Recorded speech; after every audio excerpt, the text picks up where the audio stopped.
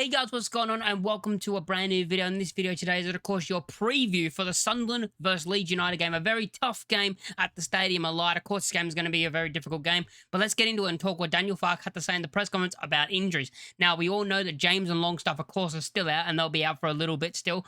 Of course, we heard last week that Longstaff is back training by himself, not with the squad yet, so he's probably going to be back soon-ish, hopefully by the new year, midway through January. I think he'll be back by surely, at the latest, in my opinion, hopefully, because he's a player, even though we've been performing well in the midfield, a great player to have back, even as an option off the bench. You know, even if he's not like starting games, which, you know, he won't at the beginning. You'll be just getting, back from fitness, getting off the bench, having like 20-minute cameos, getting his fitness up.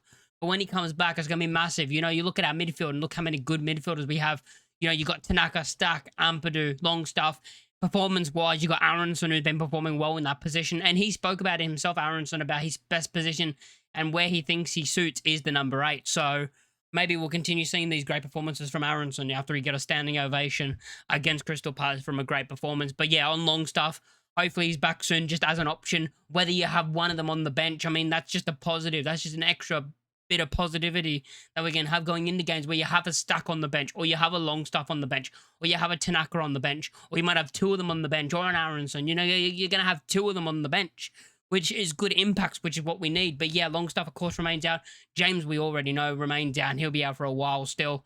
And Lucas Mecha, the news on Lucas Mecha, this is why I waited, because there was a bit of different news about Lucas Mecha.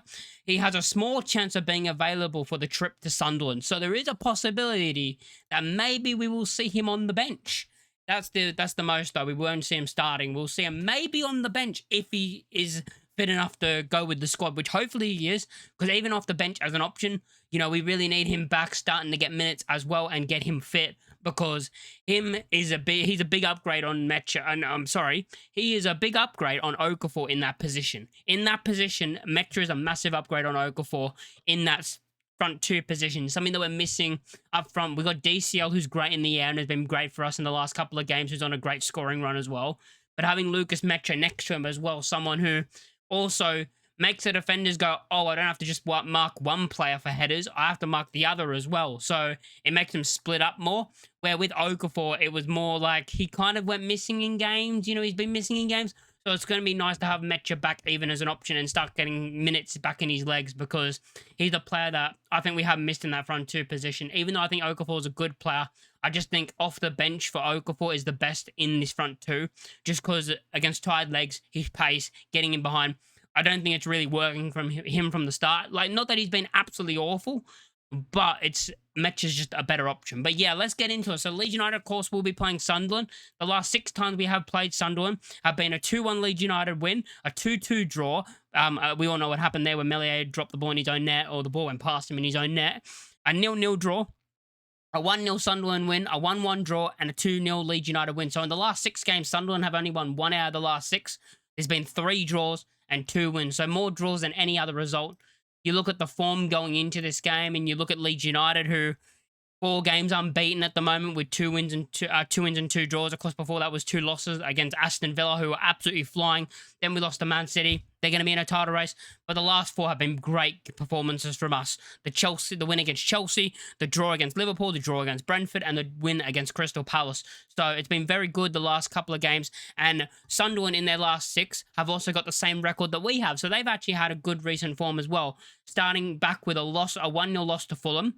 But then after that, they were able to beat Bournemouth 3-2, while Bournemouth did have a red card. They then had a draw 1-1 with Liverpool. After that, they did lose 3-0 to Man City. But then after that, in their next 2 games, they had a 1-0 win against Newcastle, of course, and then a 0-0 draw against Brighton in their most recent game. So form-wise, you're looking at both teams on the exact same run of form, with 2 wins and 2 draws and 2 losses in their last 6.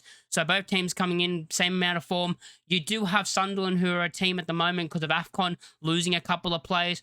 You've got players that you do have to worry about with Sunderland, and one of their main players, of course, their leader, Granit Xhaka. Very good player, and a player that we're going to have to really watch. Strengths from Sunderland, which Sunderland have been strong at with this season. Their strengths have been coming back from losing positions, aerial duels, defending set pieces, and protecting the lead. So that's what they've been strong at this season. And I look at that one of defending set pieces, because we've been very good at set pieces. So I wonder which way it will actually go. Will Sunderland be able to stop our set pieces, which also counts our long throws that we've got now in our arsenal with Ethan Ampadu performing those long throws? And I wonder if this game will be, basically it'll be a test for them against a team who are very good at set pieces versus a team who's very good at defending set pieces, it looks like. So going into this game, there is that going into it. Of course, you look at the league table and Sunderland are absolutely flying in 6th place. So they are 6th at the moment with 7 wins, 6 draws, and 4 losses, while we're all the way down 10 places below in 16th on 5 wins, 4 draws, 8 losses. They're on 27 points. We're on 19. So you look at that, we're 8 points behind them. We win this game, we're only 5 points behind Sunderland. So there is still a possibility that we actually finish above Sunderland this season, even though it's, probably a low possibility. There's a chance we could catch up and finish above them still. But I hope Sunderland have a good season. I'm happy that hopefully they stay up. I think they'll stay up anyway. I think they're basically safe. And hopefully we stay up. Before the season started, Sunderland were a team I wanted to see stay up. I wanted to see stay up. But yeah, going into this game, I think it's going to be hard because, again, Stadium Alight, just like Ellen Road, the atmosphere could get them over the line. And it's going to be a very tough game. But how do I think we're going to line up in this game? I think we're going to line up the exact same in the 3-5-2 formation. I think we're going to go with Perry in goal. And then you're going to have your back three of Strauch, Rodon, and Biol as your back three. Biol, of course, in the middle of those centre-backs, which he's done amazingly well against a bunch of very good strikers. Kept Haaland quiet. Didn't really keep Ekatike quiet. He got 2 goals, but I wouldn't put that down to Biol, any of the goals. Like, he wasn't really his fault at all.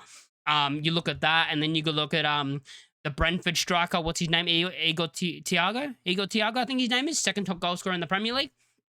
You look at that, kept him quiet. And then Mateta kept him quiet as well. So he's kept a lot of top strikers very quiet in the last couple of games. And then in front of that, of course, you're going to have your midfield. Well, you're going to have your wing-backs first. So you're going to have your wing-backs of Goodmanson and Bogle, which, of course, will be your right wing-back and your left wing-back. You're then going to have the midfield. And now the midfield could be a bit different. And we're not quite sure going into this game. And isn't this great to have? We look at our squad and we go, maybe he'll play or maybe he'll play. Like, we don't know who's going to actually start in the midfield position. I actually think Tanaka's going to come back in. I think Aronson had a very, very good performance. He was very good against Crystal Palace, but I think Tanaka's going to come back in for this game. So we're going to have a midfield 3 of Ampadu, Tanaka, and Stack. I think that's what we're going to go with. Aronson had a great performance against Palace, but I do think Tanaka's going to come back in for this game. And then your front 2, I think, will be the same as well. I think he's going to stick with the exact same of DCL and Okafor, because Okafor is the only other option we really have at this current stage. You look at it and you're waiting for Mecha to come back, and before Mecha comes back, it's just going to be Okafor. There's no one else that's going to go into that position next to DCL and do a good job. People will say Pirro, not good enough for the Premier League. But yeah, going into this game, let me know what you think in the comments down below.